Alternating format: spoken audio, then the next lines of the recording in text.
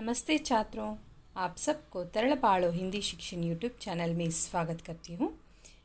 इस वीडियो में हम 10वीं कक्षा के अप्रैल 2020 की तृतीय भाषा हिंदी के प्रश्न पत्रिका का विश्लेषण करते हैं। पहला प्रधान प्रश्न है, निम्नलिखित प्रश्नों के लिए 4 विकल्प सुझाए गए हैं।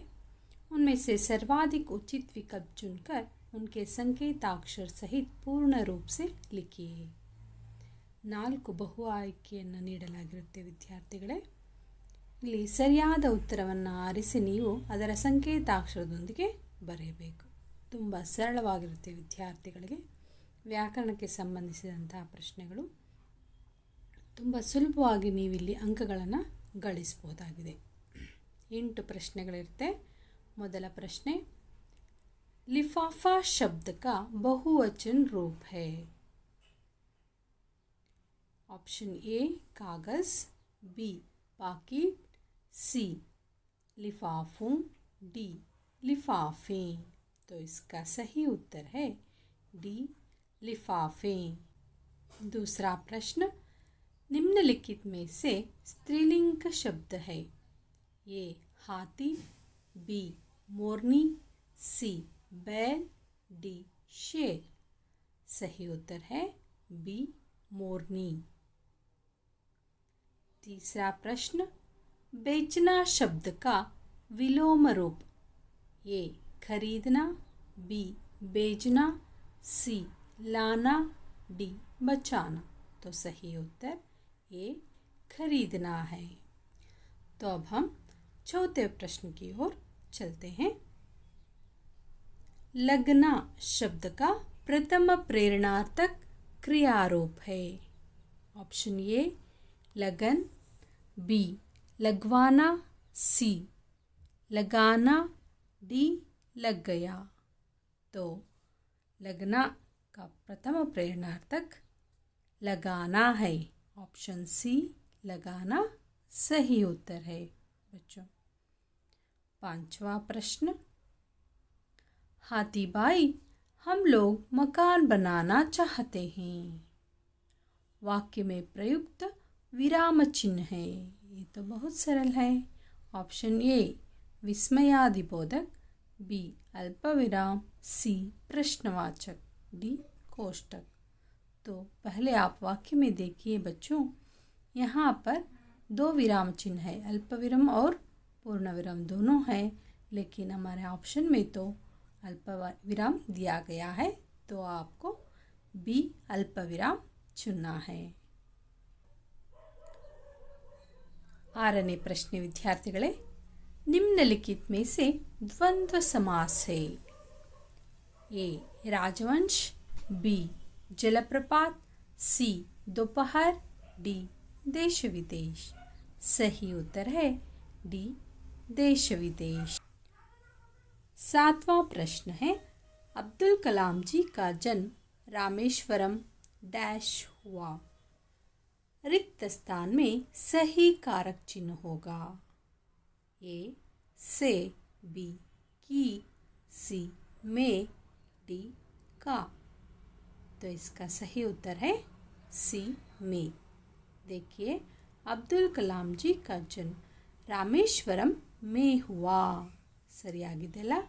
8वां प्रश्न, परोपकार शब्द में संधि होगा। ए गुण, बी यन, सी व्यंजन, डी दीर्घ। परोपकार इसका विग्रह कीजिए, पर प्लस उपकार, अ के आगे उ आकर ओ बन गया है, तो ये गुण संधि सही उत्तर है। दूसरा प्रधान प्रश्न, निम्नलिखित प्रथम 2 शब्द के सूचित संबंधों के अनुरूप तीसरे शब्द का संबंधित शब्द लिखिए। ये तो अनुरूपता प्रश्न है बच्चों। ಮೊದಲ 2 ಶಬ್ದಗಳಿಗೆ ಇರುವ ಸಂಬಂಧದಂತೆ 3ನೇ ಶಬ್ದಕ್ಕೆ ಸಂಬಂಧಿಸಿದ ಶಬ್ದವನ್ನು ನೀವು ಉತ್ತರಿಸಬೇಕಾಗಿದೆ।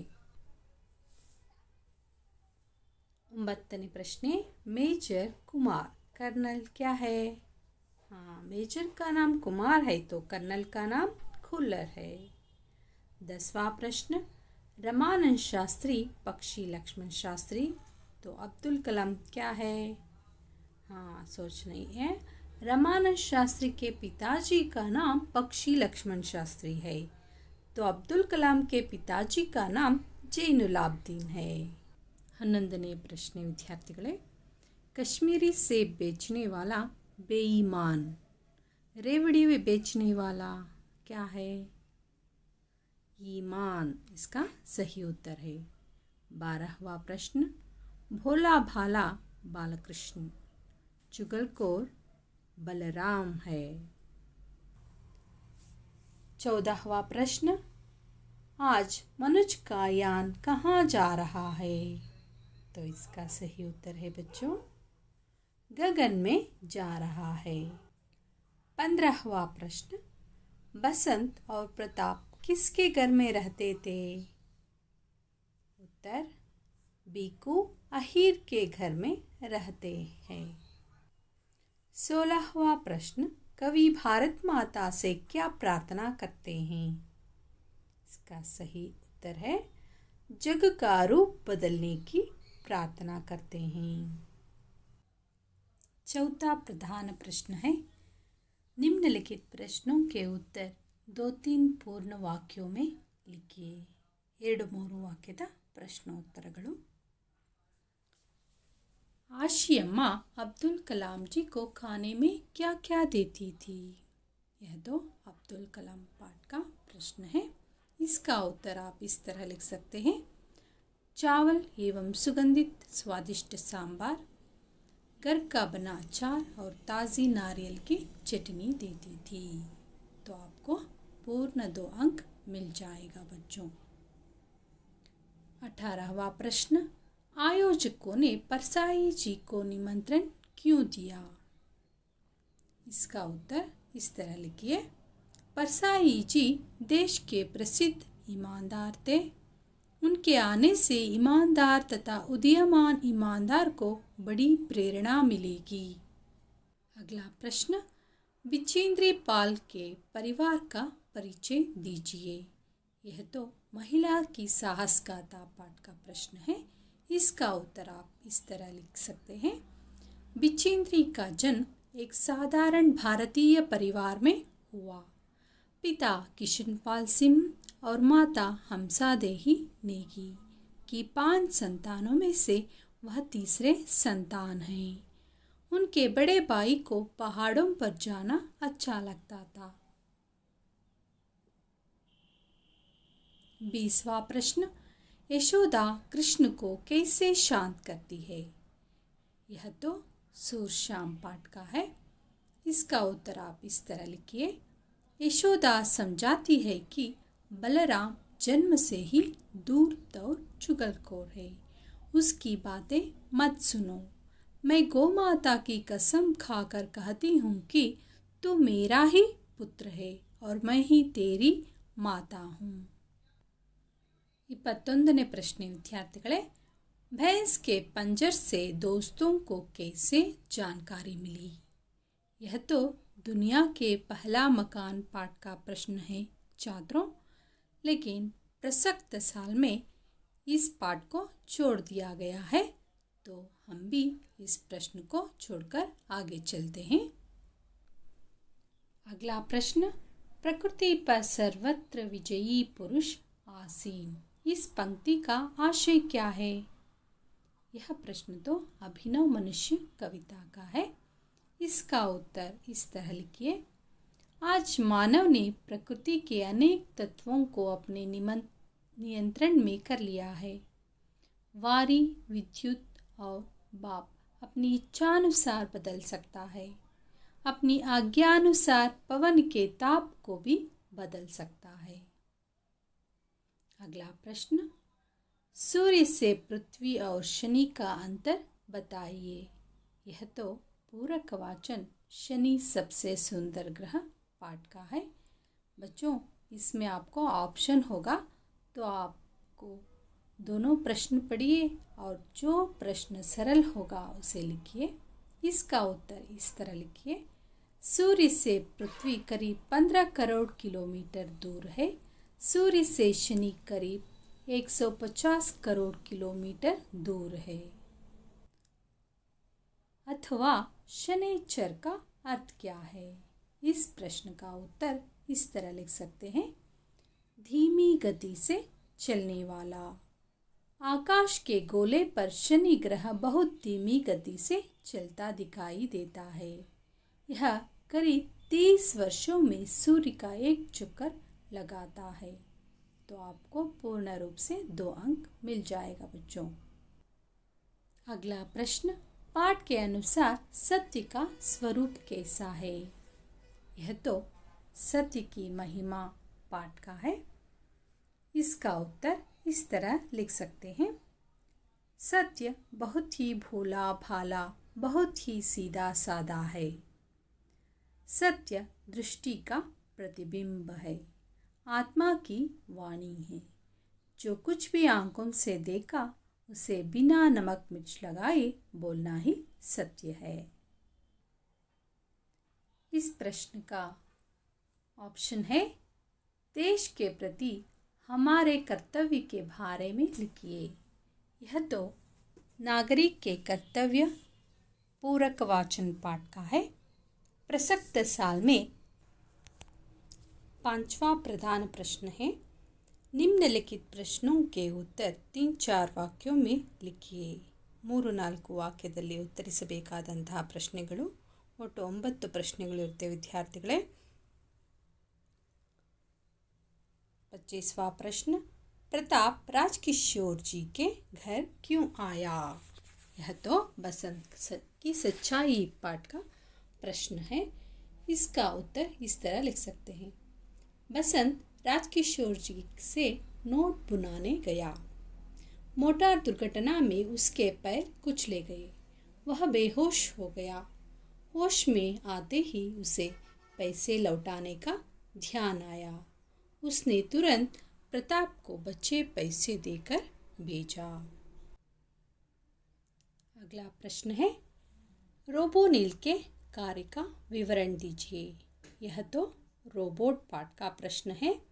प्रसक्त साल में इस पाठ को कम कर दिया गया है, तो हम इसको छोड़कर आगे चलते हैं।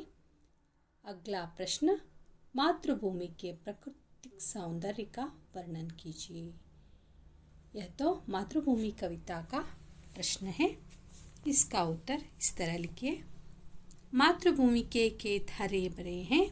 मातृभूमि के वन और उपवन फल फूलों से भरे हुए हैं। मातृभूमि के अंदर ಖನಿಜों का ವ್ಯಾಪಕ धन भरा हुआ है। ನೋಡಿ 3 ಪಾಯಿಂಟ್ಗಳಿಗೆ 3 ಅಂಕಗಳು ನಿಮಗಿಲ್ಲಿ ದೊರೆಯುತ್ತೆ। ಇದು ತುಂಬ ಇಂಪಾರ್ಟೆಂಟ್ ಪ್ರಶ್ನೆ ವಿದ್ಯಾರ್ಥಿಗಳೇ। ಈ ಪಾಠದಲ್ಲಿ 2 ಪ್ರಶ್ನೆ ಇರುತ್ತೆ। मातृभूमि का स्वरूप और प्राकृतिक सौंदर्य दोनों में एक ज़रूर आएगा। अगला प्रश्न, कलेक्टर साहब ने बाल शक्ति की तारीफ कैसे की? यह तो बाल शक्ति पाठ से है, इसे भी छोड़ दिया गया है, तो हम आगे चलते हैं। कवि समय का सदुपयोग करने को क्यों कहते हैं?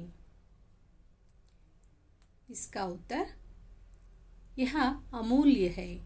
यह भगवान दिया हुआ अनुपम धन है। संसार का कोई भी द्रव्य इसकी बराबरी नहीं कर सकता। समय एक बार बीत जाने के बाद वापस नहीं आता। व्यर्थ गंवाने पर पछताना ही पड़ता है। अगला प्रश्न, कन्नड़ भाषा तथा संस्कृति को कर्नाटक के साहित्यकारों की क्या देन है? इसका उत्तर इस तरह लिखिए। वचनकार बसवಣ್ಣ क्रांतिकारी समाज सुधारक थे। अक्का महादेवी, अल्लमा प्रभु, सर्वज्ञ जैसे संतों ने वचनों द्वारा प्रेम, दया और धर्म की सीख दी है। अगला अंश, पुरंदरदास, कनकदास जैसे भक्त कवियों ने नीति सदाचार के गीत गाए हैं। पंप, रन्ना, पोन्ना, कुमारव्यास, हरिहर, राघवांक आदि कवियों ने कन्नड़ साहित्य को समृद्ध बनाया है। इस तरह से लिखेंगे तो आपको सीखने के लिए भी आसान होगा और लिखने के लिए भी। अगला प्रश्न, निम्नलिखित दोहे का भावार्थ अपने शब्दों में लिखिए। यह तो तुलसीदास जी के दोहे हैं। कुल मिलकर आपको 5 दोहे हैं। इसमें एक दोहा ज़रूर पूछा जाएगा, तो आपको 5 दोहों को भावार्थ पढ़ना है, सीखना है। ज़रूर सीखिए, इसमें 3 अंक आपको मिल जाएगा। मुखिया मुख सो छाइए, खान पान को एक, पालय पौसै सकल अंग, तुलसी सहित विवेक। इसका भावार्थ आप इस तरह लिखिए। तुलसीदास के अनुसार मुखिया को मुख के समान होना चाहिए। मुख जो भी खाता पीता है उससे शरीर के सारे अंगों का पालन पोषण करता है। मुखिया को भी विवेकवान होकर बिना भेदभाव के सभी सदस्यों को समान रूप से देखना चाहिए। अगला प्रश्न, गद्यांश अनुवाद कन्नड़ या अंग्रेजी में कीजिए। ಅನುವಾದ ವಿದ್ಯಾರ್ಥಿಗಳೇ, ಇಲ್ಲಿ 2 ಅಥವಾ 3 ವಾಕ್ಯದ ಒಳಗೊಂಡು ಒಂದು ಗದ್ಯಾಂಶವಿರುತ್ತದೆ. ಇದನ್ನು ನೀವು ಕನ್ನಡಕ್ಕೆ ಅಥವಾ ಇಂಗ್ಲಿಷ್ನಲ್ಲಿ ಅನುವಾದ ಮಾಡಬೇಕಾಗಿದೆ. ನೋಡೋಣ. शनि ग्रह का सबसे बड़ा उपग्रह टाइटन है। यह हमारे चंद्रमा से भी बड़ा हो। इसका व्यास 5150 किलोमीटर है। ಪೂರ್ಣವಾಗಿ ಈ ರೀತಿ ಓದ್ಕೊಂಡು ಅರ್ಥ ಮಾಡಿಕೊಂಡು ಅನುವಾದ ನೀವು ತುಂಬ ಸುಲಭವಾಗಿ ಮಾಡ್ಬೋದಾಗಿದೆ. ನೋಡಿ, ಅನುವಾದ ಮಾಡಿ ಈ ರೀತಿ ಬರೀಬೇಕು. ಟೈಟನ್ ಶನಿ ಗ್ರಹದ ಅತ್ಯಂತ ದೊಡ್ಡ ಉಪಗ್ರಹವಾಗಿದೆ. ಇದು ನಮ್ಮ ಚಂದ್ರನಿಗಿಂತಲೂ ದೊಡ್ಡದು. ಇದರ ವ್ಯಾಸವು 5150 ಕಿಲೋಮೀಟರ್ ಇದೆ. ನೀವು ಇಂಗ್ಲೀಷ್ನಲ್ಲಿ ಬರೆಯೋದಕ್ಕೆ ಬಯಸಿದರೆ ಈ ರೀತಿ ಬರೀರಿ. Titan is the biggest natural satellite of the planet Saturn. It is bigger than the Moon. Its diameter is 5150 kilometre. अगला प्रधान प्रश्न है, निम्नलिखित प्रश्नों के उत्तर 5-6 ವಾಕ್ಯೋं में लिखिए. 5-6 ವಾಕ್ಯಗಳಲ್ಲಿ ಉತ್ತರಿಸಬೇಕಾದಂತಹ ಪ್ರಶ್ನೆಗಳು. ಇಲ್ಲಿ ಪ್ರತಿ ಪ್ರಶ್ನೆಗೆ ನಿಮಗೆ 4 ಅಂಕ ದೊರೆಯುತ್ತೆ.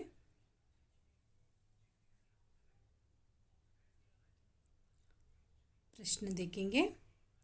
गिल्लू के अंतिम दिनों का वर्णन कीजिए. ವಿದ್ಯಾರ್ಥಿಗಳೇ ಗಮನಿಸಿ, ಇಲ್ಲಿ ನಿಮಗೆ ಈ ಪ್ರಶ್ನೆಗೆ ಮತ್ತೊಂದು ಪ್ರಶ್ನೆಯನ್ನು ಆಯ್ಕೆಯಾಗಿ ನೀಡಲಾಗಿರುತ್ತೆ. 2 ಪ್ರಶ್ನೆಗಳನ್ನು ಸರಿಯಾಗಿ ಓದ್ಕೊಳ್ಳಿ. ನಿಮಗೆ ಯಾವುದು ಸರಳವಾಗುತ್ತೆ, ಯಾವುದು ನಿಮಗೆ ಚೆನ್ನಾಗಿ ಬರೆಯೋದಕ್ಕೆ ಬರುತ್ತೆ, ಆ ಪ್ರಶ್ನೆಗೆ उत्तरिसी विद्यार्थिगळे. अब हम इस प्रश्न का उत्तर देखते हैं. गिलहरियों के जीवन की अवधि 2 वर्ष से अधिक नहीं होती, अतः गिल्लू की जीवन यात्रा का अंत आ ही गया. दिन भर उसने ना कुछ खाया ना बाहर गया.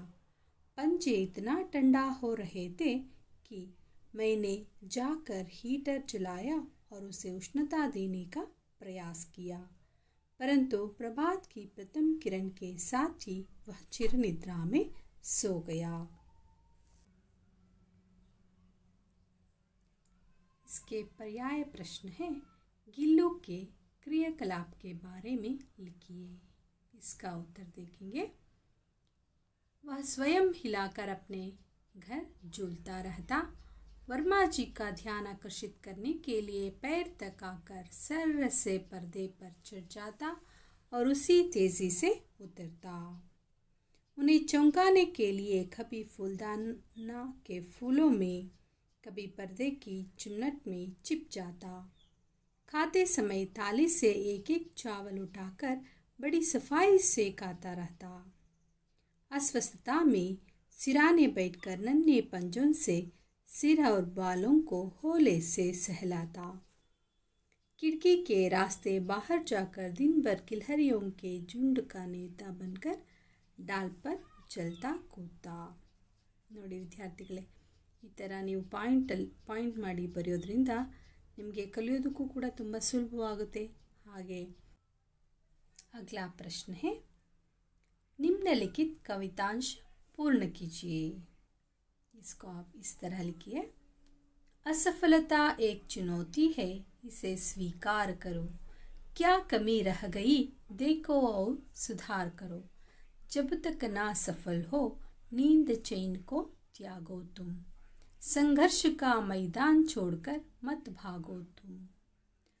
सोहनलाल द्विवेदी जी से रचित कोशिश करने वालों की हार नहीं होती, इस कविता का कवितांश है।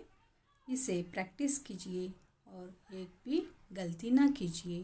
पूरे 4 अंक लेना है। अगला प्रश्न है, निम्नलिखित गद्यांश को ध्यानपूर्वक पढ़कर नीचे दिए गए प्रश्न के उत्तर लिखिए। ಗದ್ಯಾಂಶ ಇಲ್ಲಿರೋದ್ರಿಂದ ವಿದ್ಯಾರ್ಥಿಗಳೇ ಇಲ್ಲಿ ಯಾವುದೇ ತಪ್ಪು ಮಾಡಬೇಡಿ. ಗದ್ಯಾಂಶವನ್ನು ಧ್ಯಾನಪೂರ್ವಕವಾಗಿ ಓದಿ ಪ್ರಶ್ನೆಗಳಿಗೆ ಉತ್ತರಿಸಿ. नागाओं का प्रमुख व्यवसाय कृषि है. अपने परिवार के लिए प्रत्येक नागा के पास काफ़ी मात्रा में भूमि होती है. भूमि की कमी पड़ने पर ये लोग स्वयं ही वनों को काटकर खेती योग्य भूमि बना लेते हैं. खेती में मुख्य रूप से आलू और धान उपजाए जाते हैं. इसके अतिरिक्त विभिन्न प्रकार के फल एवं साग सब्जी भी उगाए जाते हैं. खेती की नवीन विधियों का प्रचार भी अब इनमें होने लगा है. नागाओं का प्रधान भोजन चावल एवं मांस है. चावल से ये एक प्रकार की शराब बनाते हैं और उसे आनंद से पीते हैं. इसे अपांग कहते हैं. पहला प्रश्न, नागा लोग खेती योग्य भूमि कैसे बना लेते हैं? इसका उत्तर है, भूमि की कमी पड़ने पर ये लोग स्वयं ही वनों को काटकर खेती योग्य भूमि बना लेते हैं.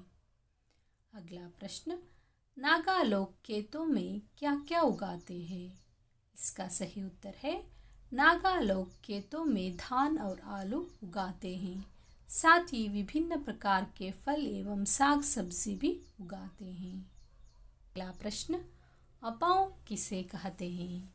इसका सही उत्तर इस तरह लिखिए, ये चावल से एक प्रकार की शराब बनाते हैं और उसे आनंद से पीते हैं. इसे अपाओं कहते हैं. अगला प्रश्न, नागाओं की कृषि पद्धति में क्या बदलाव हुए हैं? खेती की नवीन विधियां का प्रचार भी अब इनमें होने लगा है. अगला प्रश्न, निबंध रचना के बारे में दिए गए संकेत बिंदुओं के आधार पर 12 से 15 वाक्यों में किसी एक विषय के बारे में निबंध लिखिए. ಒಂದು ವಿಷಯವನ್ನು ಆಯ್ಕೆ ಮಾಡಿಕೊಂಡು 12ರಿಂದ 15 ವಾಕ್ಯಗಳಷ್ಟು ನಿಬಂಧವನ್ನು ಬರೀಬೇಕಾಗುತ್ತೆ. ವಿದ್ಯಾರ್ಥಿಗಳೇ ಸರಿಯಾಗಿ ಇದಕ್ಕೆ ತಯಾರಿ ಮಾಡಿಕೊಳ್ಳಿ. 4 अंकಗಳನ್ನು ಗಳಿಸಿ. पहला निबंध रचना है बेरोजगारी. इसका आधार बिंदु इस तरह है. प्रस्तावना, बेरोजगारी के कारण, बेरोजगारी निवारण के उपाय और उपसंहार. प्रस्तावना में आप इसका अर्थ और कारण, उपाय और उपसंहार लिखना है. अगला विषय है स्वच्छ भारत. इसकी आधार बिंदु हैं प्रस्तावना, स्वच्छता का महत्व, स्वच्छ परिसर से लाभ, स्वच्छता रखने का उपाय, उपसंहार. देखिए बच्चों, प्रस्तावना में आप स्वच्छता का महत्व लिखिए, स्वच्छता का अर्थ लिखिए और महत्व लिखिए. स्वच्छता से क्या क्या लाभ हो सकते हैं लिखिए और स्वच्छता रखने के उपाय लिखिए. अपनी वैयक्तिक स्वच्छता और सामूहिक स्वच्छता, गांव की स्वच्छता, देश की स्वच्छता, इस तरह आप लिख सकते हैं. और उपसंहार में आप स्वच्छता से क्या क्या लाभ हो सकते हैं इसको भी लिख सकते हैं. है जनसंख्या की समस्या. इसकी आधार बिंदुएं इस तरह है. प्रस्तावना, जनसंख्या वृद्धि के कारण और परिणाम, जनसंख्या नियंत्रण के उपाय, उपसंहार. प्रस्तावना में आप जनसंख्या वृद्धि क्या है इसका अर्थ लिखिए. जनसंख्या वृद्धि के कारण और परिणाम, अशिक्षा है पहले और अंधविश्वास, इस तरह आप इसके कारण लिखिए। बाद में इसको आप कैसे नियंत्रण कर सकते हैं, इसका उपाय लिखिए। बाद में उपसंहार में आप सुखमय जीवन का यह सार, 2 बच्चों का हो परिवार, इस तरह का लिख सकते हैं। अगला प्रश्न पत्र लेखन का है। कोई भी सकारण बताते हुए 4 दिन की छुट्टी मांगते हुए अपनी पाठशाला के प्रधानाध्यापक को एक पत्र लिखिए। यहाँ पर आपको एक ऑप्शन भी होगा, इसके बदले में आप वैयक्तिक पत्र भी लिख सकते हैं। इसका प्रैक्टिस कीजिए और यहाँ पर आपको 5 अंक मिल सकते हैं।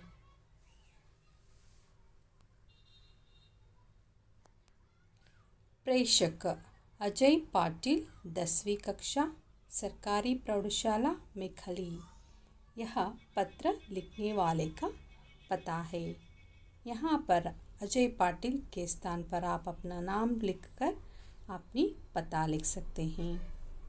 सेवा में यानी जिसको आप पत्र लिख रहे हैं वो प्रधानाध्यापक, सरकारी प्रौढ़शाला मेखली, 591317। इसके बाद आता है संबोधन, महोदय यानी मान्य रे। इसके बाद विषय लिखना है। विषय व्यावहारिक पत्र में छोटा सा होना चाहिए। छुट्टी के लिए प्रार्थना पत्र। इसके बाद जो है वो पत्र का कलेवर है। उपर्युक्त विषयानुसार आपसे सविनय निवेदन है कि मैं अपनी बड़ी बहन के विवाह में शामिल होने के लिए बेंगलुरु जा रहा हूँ। इसलिए आप दिनांक 9/4/2021 से 12/4/2021 तक 4 दिनों की छुट्टी देने की कृपा करें। धन्यवाद के साथ आपका आज्ञाकारी छात्र अजय पाटिल।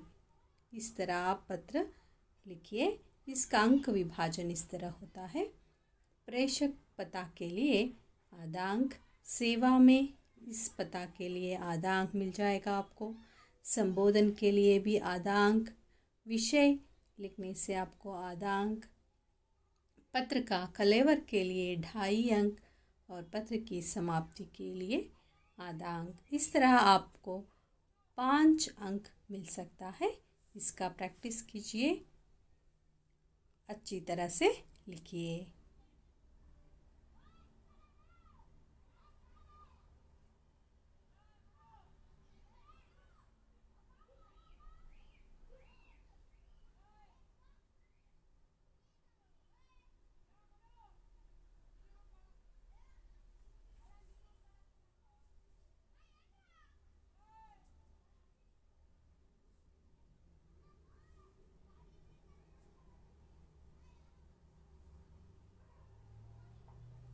धन्यवाद।